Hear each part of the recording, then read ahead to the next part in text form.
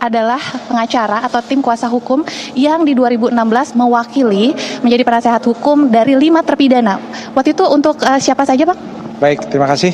Selamat siang pemirsa dimanapun berada. Betul, kami waktu itu ditunjuk dari tim kantor hukum Darul, kantor saya yang beralamat di Jalan Soekarno-Hatta, Bandung, untuk 5 terpidana yang saat ini sedang menjalani sidang PK. Antara lain ada Saudara Eko, ada Rosa Jaya, ada Suprianto, ada Hadi, satu lagi saya agak lupa, ada catatannya. Yang penting 5 orang terpidana. Ya.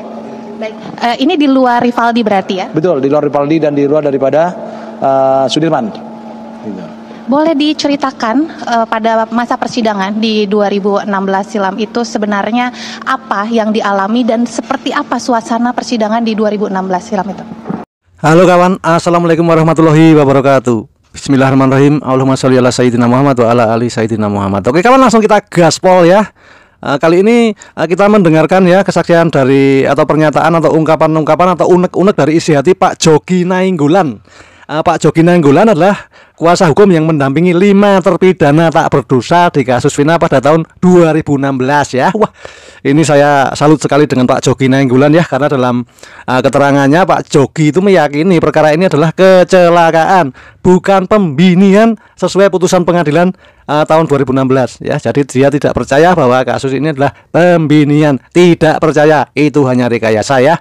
Jadi Pak Jogi Nainggolan tuh pernah bilang ya, kalau nggak salah gini ya, kalau kami mendengar dari terpidana itu murni kecelakaan, maksudnya laka tunggal, dan juga sudah disampaikan oleh saksi dari kepolisian yang melakukan olah TKP, ungkapnya dalam waktu itu kalau nggak salah dalam sidangnya Saka Tatal ya.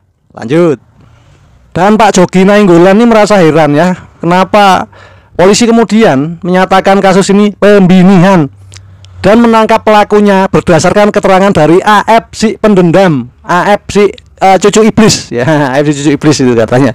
Secara konsisten, maksudnya Pak Jogi Nainggolan itu kan dia bicara, yang pernah saya dengar tuh gini kata-katanya itu, secara konsisten saya mengatakan ini bukan kasus pembinian dan pemirkisian. Ini adalah kasus kecelakaan murni dan keterangan, terus apa itu ya, terus dari keterangan anggota kepolisian. Janganlah orang lain dijadikan korban dalam suatu permainan ini, kata Pak Jogi Nainggolan. Demikian kejanggalan-kejanggalan di tahun 2016. Tapi apa daya, Pak Jogi Nainggolan waktu itu belum ada power ya, belum ada power seperti sekarang ini. Oke, lanjut. Baik, pertama sebenarnya sebelum dilakukan persidangan kami sudah melakukan upaya hukum masih di tingkat penyidikan, di mana kami ditunjuk setelah 40 hari mereka dalam proses penanganan pihak kepolisian, khususnya kepolisian Resort Cirebon Kota, dan kemudian dilimpahkan ke Polda Jabar. Jadi langkah hukum yang kami lakukan waktu itu mendampingi para tersangka pada saat pemeriksaan di Polda Jabar, dan mereka juga mencabut keterangan yang sudah diberikan di hadapan penyidik Polres Cirebon Kota. Karena apa?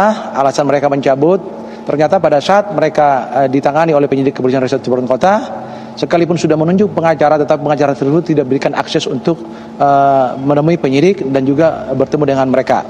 Lalu waktu bergulir, termasuk juga ketika mereka dilimpahkan di Polda Jabar, juga mereka tidak berikan akses untuk bertemu, sehingga kelima orang tua mereka maupun famili-familinya menunjuk kami sebagai lawyernya. Akhirnya kami bertemu dengan para tersangka di Polda Jabar dalam kondisi fisik mereka masih banyak luka-luka yang diakibatkan oleh penyiksaan yang dilakukan oleh penyidik. Itu pengakuan daripada kelima tersangka kepada kami.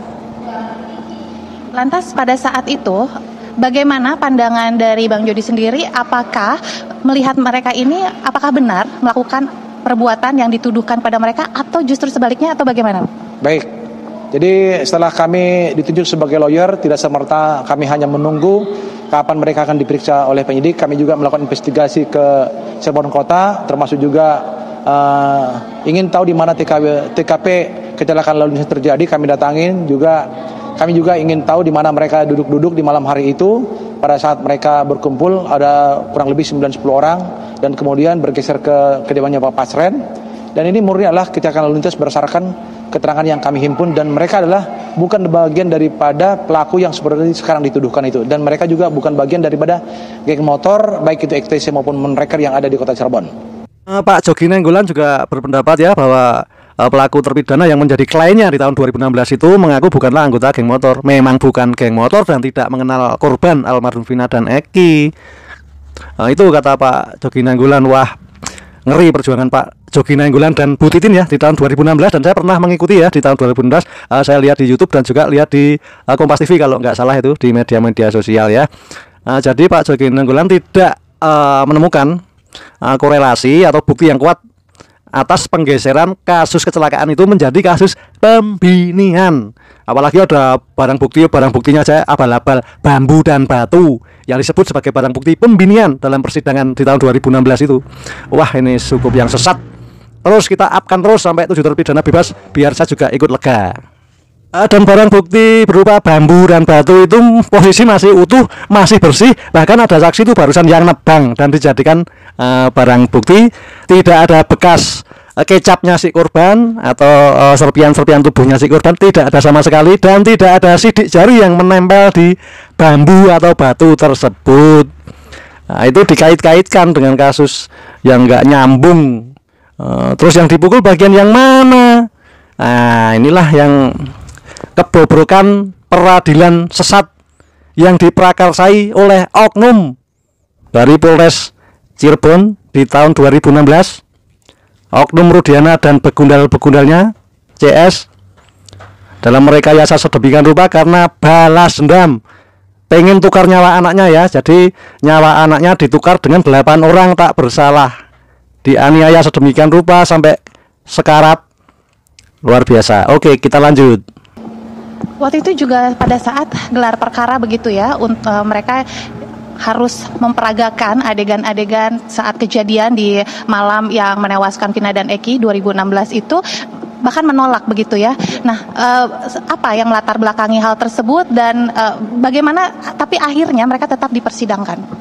Baik, jadi memang pada saat itu ada agenda daripada Kepolisian Polda Jabar untuk melakukan rekonstruksi terhadap apa yang dituduhkan kepada mereka, dan kami dihubungi oleh pihak penyidik dan kami sanggup untuk mendampingi pada saat rekonstruksi.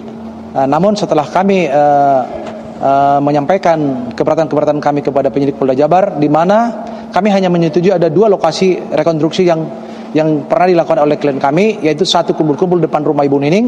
Kemudian karena mereka gaduh, akhirnya pemilik rumah Ibu Nining itu menyuruh mereka untuk berpindah, sehingga mereka berpindah ke rumah daripada Pak Pasren, yang notabene salah satu daripada kumpulan tersebut ada anaknya Kapi, dan mereka tinggal di rumah itu hingga esok paginya. Artinya, ada pun adegan-adegan yang lain, kami terus terang aja menolak pada saat itu karena klien kami tidak melakukan apa yang dituduhkan sebagaimana yang tertuang dalam berkas perkara. Contohnya misalnya nih, ada lokasi pemerkosaan, klien kami tidak pernah melakukan pemerkosaan. Ada misalnya nih pelemparan batu, klien kami tidak pernah melakukan pelemparan batu. Termasuk juga yang dituduhkan